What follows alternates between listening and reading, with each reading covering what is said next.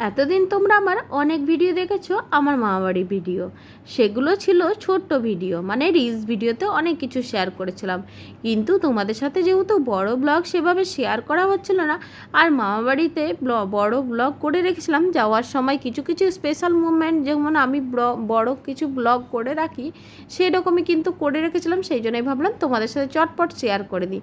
Hello everyone, তোমরা সবাই কেমন আছো? আমি কিন্তু বেশ ভালো আছি। এখানে দেখো সকাল সকাল আমরা দুজন মিলে রেডি হয়ে গেছিলাম। এদিকে আমি রেডি হয়েছে, এদিকে মা রেডি হয়েছে। আর আমাদের ছোট্ট সদস্য মানে অদ্রিত, সে কিন্তু তখনও রেডি হয়নি। ওর শুধুমাত্র জামাটা পরিয়ে দিয়েছিলাম, আর আমি আর মা দুজনে মিলে স্নান করে নিয়েছিলাম, অদ্রিতকেও স্নান করিয়ে দিয়েছিলাম। যেহেতু ও যাওয়ার আগে অনেকটা রাস্তা যেতে হবে, সেই জন্য একটু স্নানটা করে দিয়েছিলাম। আর যেহেতু রোদটা দিয়েছিল সেদিনকেই, ভীষণ গরম লাগবে, সেই জন্যই আরও বেশি করে স্নান করেছিলাম। আমাদের মামাবাড়ি যেতে মিনিমাম 3 ঘন্টা লাগে। আসলে লোকাল ট্রেনে যেতে হবে, তো লোকাল ট্রেনে যেতে হলে অনেকটাই টাইম লাগে। তারপরে স্টেশনে কিছুক্ষণ বসতে হবে, সেই জন্য রমা দিদুনের বাড়ি গেছিলো অদ্রিত, সেখানে তো কিছুক্ষণ ও দেখা করে এলো। তারপরেই দেখো আমাদের সাথে বেরিয়ে পড়েছিল। আমরা যেহেতু রেডি হয়ে গেছিলাম ততক্ষণের মধ্যে, তারপরে ওকেও রেডি করে দিয়েছিলাম, দিয়ে খাওয়া দাওয়া করে একটু বেরিয়ে পড়লাম। আর সকালবেলায় 9টা সাড়ে 9টার দিকে ট্রেনটা ছিল, সেই জন্য আর অসুবিধা হয়নি। এখানে দেখো সেদিনকার রোদটা কী পরিমাণ দিয়েছিল। বৃষ্টিটা প্রায় একটানা 20 থেকে 25 দিন হওয়ার পরে সেদিন কিন্তু আর বৃষ্টি পড়েনি। সেদিন এত পরিমাণ রোদ দিয়েছিল আর এত পরিমাণ গরম লাগছিল, সে তো আর বলার কথা নয়। তা করতে করতে আমরা কিন্তু পৌঁছে গেলাম এখানে স্টেশনের সামনে। স্টেশনে যেহেতু ট্রেনটা ধরতে হবে, সেই জন্য কিন্তু এখানে টোটোতে করে চলে এলাম স্টেশনেই প্রথমে। তারপরে দেখো আমরা সিঁড়ি উঠে পড়েছিলাম। আর এখানে ট্রেনটা ভীষণ আমাদের সেদিন লেট করেছে, যাওয়ার ট্রেনও লেট করেছিল, যেদিন বাড়ি আসবো সেদিনেও ট্রেন লেট ছিল। যাওয়ার দিনে প্রায় ট্রেনটাও 20 মিনিট লেট ছিল, আর আসার দিনে ট্রেনটা অনেকক্ষণ লেট ছিল। সে তো আর বলার কথা নয়। দেখো কতগুলো ট্রেন পেরোচ্ছিলো, সেগুলো দেখে অদ্রিত ভীষণ ভালো লাগছিলো, সেই জন্য ওকে একটু দেখাচ্ছিলাম যে ট্রেনগুলো যাচ্ছে, তুমি সেগুলো দেখো। তারপরে দেখো আমাদের ট্রেনটা আসার অ্যানাউন্সমেন্ট করেছে, সেই জন্য আমরা উঠে দাঁড়িয়ে গেলাম। আর ওকে তো সামনে নিয়ে যাব না, সেই জন্য আমি বারবার সামনে গিয়ে দেখছিলাম ট্রেনটা আসছে কিনা। তারপরে দেখলাম ট্রেনটা আসলে ঢুকে পড়েছে। তারপরে তো সিট খোঁজার জন্য একটু তাড়াহুড়োই ছিল। আমি মাকে বললাম একটুখানি তুমি আসতেই যেও, যেহেতু অদ্রিত আছে, ও কিন্তু ভিড়ের মধ্যে চাপা যাবে, সেই জন্য। তারপরে দেখলাম ট্রেনটা বেশ খালি ছিল, এতটা ভিড় ছিল না। আমরা যে কামরায় উঠেছিলাম একদমই ফাঁকা ফাঁকা ছিল। আর এই সময় ট্রেনটা ভীষণই ফাঁকা থাকে। তারপরে দেখো আমরা উঠে পড়েই খাওয়া দাওয়া করতে স্টার্ট করে দিয়েছিলাম। আমরা ট্রেনে গেলে মাঝে মধ্যে টুকটাক খাবার কিন্তু কিনে রাখি, ওই ট্রেনে যেতে যেতে একদম ভালো লাগে না, বোরিং ফিল লাগে, সেই জন্যে কিছু টুকটাক খাবার নিয়ে রাখি যাতে খেতে খেতে যেতে পারি। আর এখানে দেখো চারিপাশটা সবুজে ঘেরা, কি সুন্দর লাগছে। আসলে বৃষ্টির পরে যখন এটা রোদ দেয় না, তখন আরও ভীষণ ভালো লাগে। গাছের পাতাগুলো একদম সবুজ হয়ে থাকে। আর দেখো পুরো চারিদিকে শুধু মাঠ আর সবুজে ঘেরা গাছপালা, ভীষণ ভালো লাগছিলো পরিবেশটা। ওই জন্যে দেখো ট্রেনের থেকে কি সুন্দর দূর থেকে দেখতে লাগছিলো। অদ্রিত ভীষণ মজা পাচ্ছিল, ও অনেক দিন পরে যেহেতু ট্রেনে উঠছে, সেই জন্য কিন্তু ও ভীষণ আনন্দেই ছিল। আর ও বারে বারে বলছিল যে আমি দেখো ট্রেনে উঠেছি অনেক দিন পর, আর ট্রেনে করে আমি কিন্তু বম্মার বাড়ি যাচ্ছি। ও কিন্তু ওর বম্মাকে ভীষণ ভালোবাসে।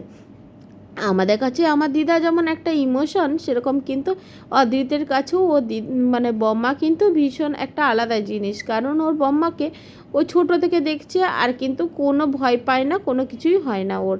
সেই জন্য একটা বম্মার ওর আলাদারই ইমোশন থাকে। সেখানে দেখো আমরা মা, আমি আর অদ্রিত 3জন মিলে পা উঠিয়ে বসে পড়েছি, ট্রেনটা যেহেতু ফাঁকা ছিল সেই জন্য। আর ও তো জানলার সাইড ছাড়া বসবে না, আর জানলাগুলো যেহেতু নেট দিয়ে ঢাকা ছিল, ওই জন্য ভীষণ ভালোই লাগছিল। তারপরে বলতে বলতে দেখো এই যে এই জায়গাটা আসছি না, এটা হচ্ছে একটা দামোদর নদী। এই জায়গাটা দিয়ে পেরোবার সময় আমার অনেক কথা মনে পড়ে যাচ্ছিল। যখন ছোটোবেলায় এই জায়গাটা দিয়ে পেরোতাম, তখন মাকে বলতাম দেখো মা কত বড় নদী, কি সুন্দর নদীর জলগুলো লাগছে। এরকম ছোটোবেলাতে আমরা যেমন করতাম, সেরকম অদ্রিতকেও দেখাচ্ছিলাম যে কত বড় নদী, তুমি দেখো কত সুন্দর লাগছে নদীটা। আর যেহেতু বর্ষার জলে পুরো টই টুম্বুর নদীগুলো হয়ে আছে, ওই জন্য আরও ভীষণ ভালো লাগছিল। তারপরে দেখো আমরা মামাবাড়ি স্টেশনে নেমে পড়েছিলাম। আর সেখান থেকে নেমে একটা টোটোতে চেপেছিলাম। টোটো নয়, এটা ঠিক অটোই বলে। অটোতে চাপার পরে দেখো এত পরিমাণ লোক চাপিয়েছে অটোটার মধ্যে, সে তো আর বলার কথা নয়। ওখানে অটোগুলোর ব্যবহার যে এতই বাজে হবে, সে তো আমি জানতাম না। আগে এতবার মামাবাড়ি এসেছি, কিন্তু কোনোবারে এইভাবে হয়নি। আর এইবার দেখো এত বাজে ব্যবহার করছিল অটোগুলো, প্রচুর পরিমাণে একে তো লোক চাপিয়েছে, তারপর অন্য রাস্তায় গিয়ে নামিয়ে দিয়েছিল। তার জন্য আর সেভাবে ভিডিও করা হয়নি। আমি ভেবেছিলাম বাড়িতে গিয়ে ও রিয়াকশানটা কীরকম হয় সেটার ভিডিও করব, কিন্তু কোনোটাই করা হয়নি। এদিকে আমাদের ছোট্ট সদস্য দুটোকে খাওয়ানো হয়ে গেছে, এদিকে অদ্রিতকেও খাওয়ানো হয়ে গেছিলো আর তার পরিমিমিকেও খাওয়ানো হয়ে গেছিলো। তারপরে দেখো আমরা সবাই মিলে খেতে বসেছিলাম, আর মামিমা কত রান্না করেছে আমাদের জন্য, ওই জন্যই একটু ভিডিওটা করে নিয়েছিলাম। আর আমি যেহেতু রোজই লাঞ্চের মেনু তোমাদের সাথে শেয়ার করি, সেই জন্য সেই দিনকেও করে দিচ্ছিলাম, লাঞ্চের মেনু শেয়ার করছিলাম। সেই জন্য ভাবলাম তোমাদের সাথে এই বড় ব্লগেও একটু ভিডিওটা শেয়ার করে নিই। আর আমাদের গাছে যেহেতু টাটকা সবজি ছিল, মানে শাক ভাজাটা ছিল, সেই জন্য আরও ভীষণ ভালো লাগছিলো। তারপরে সেদিন যেহেতু খুব টায়ার্ড ছিলাম, তাই জন্য দুপুরবেলা ঘুমিয়ে পড়েছিলাম।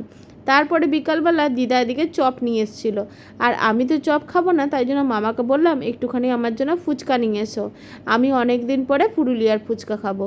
সেই জন্য কিন্তু আমার মামা ফুচকা নিয়ে এসেছিলো। দেখো ফুচকা নিয়ে ফুচকার পার্টি করছিলো আমরা সবাই মিলে, আসলে অনেক টাকার ফুচকা নিয়ে এসেছিলো, প্রায় 50 টাকার। আর সবাই মিলে আমরা ফুচকা খাচ্ছিলাম, আরও ভীষণ ভালো লাগছিলো। আর মাইমার জন্য 2-4টে রেখে দিয়েছিলাম, যখন যেহেতু সন্ধ্যা দিচ্ছিলো সেই জন্যে, আর বাকিটা আমরা খেয়ে নিয়েছিলাম। আর অদ্রিত আর তার মিমি দুজন মিলে তো এত পরিমাণ ব্যস্ত ছিল খেলাধুলাতে, সে তার বলার কথা নয়। এখানে দেখো দুজন মিলে খেলাধুলা করতে কত ব্যস্ত, দেখো একজন গায়ের ওপর চাপছে আর একজনে, ও কিন্তু এরকমই দুষ্টুমি করছিল। আর ওর পরিমিমি বিকালবেলাতে টিউশন গেছিলো, টিউশনের থেকে এসে এরকম করে খেলাধুলা করছিল। আর যে কদিন ছিল ও তো পড়াশোনা করে, আর এদিকে দেখো ও কিন্তু অদ্রিতকে পেয়ে কিছুতেই আর পড়তে বসছিল না, আসলে মজাই পাচ্ছিল। এদিকে ও যেহেতু কাউকে পায় না, আর অদ্রিত যেহেতু ঘরে একা থাকে, সেই জন্য দুজনকে ছেড়ে কিছুতেই 1 মিনিটের জন্য থাকছিল না। এদিকে ঝগড়াও করছিল, আবার এদিকে কিন্তু দুজনার প্রতি ভালোবাসাও কম ছিল না। ঝগড়াটা যদিও কম ছিল, ভালোবাসাটাই বেশি ছিল। তারপরেই দেখো দিদা এদিকে কি করছিল জানি না, এখানে দাঁড়িয়েছিল টিভি দেখছিল, আর এদিকে আমরা কিন্তু আমাদের নিজেদের ওরা খেলা করছিল সেটাই দেখছিলাম। তারপর অনেকক্ষণ সন্ধ্যাবেলা গল্প করলাম সবাই মিলে, তারপরে কিন্তু রাতে খাওয়া দাওয়া করে ঘুমিয়ে পড়েছিলাম। রাতে সেদিন তো মামিমা আমাদের জন্য ঘুগনি করেছিল, পায়েস করেছিল, এদিকে দিদা যে সন্ধ্যাবেলায় চপটা নিয়ে এসেছিলো সেটা দিয়েও খেয়ে নিলাম। আর কিন্তু মিষ্টিও ছিল, সেটা নিলাম না, এই দিয়ে খেয়ে নিলাম। তারপরে তো রাত্রেবেলা খাওয়া দাওয়া করে ঘুমিয়ে পড়েছিলাম। আর সেদিনকে এত টায়ার্ড হয়ে কিছুই আর ভিডিও করতে পারিনি, এইটুকুনি ভিডিও করে রেখেছিলাম, তাই তোমাদের সাথে শেয়ার করলাম।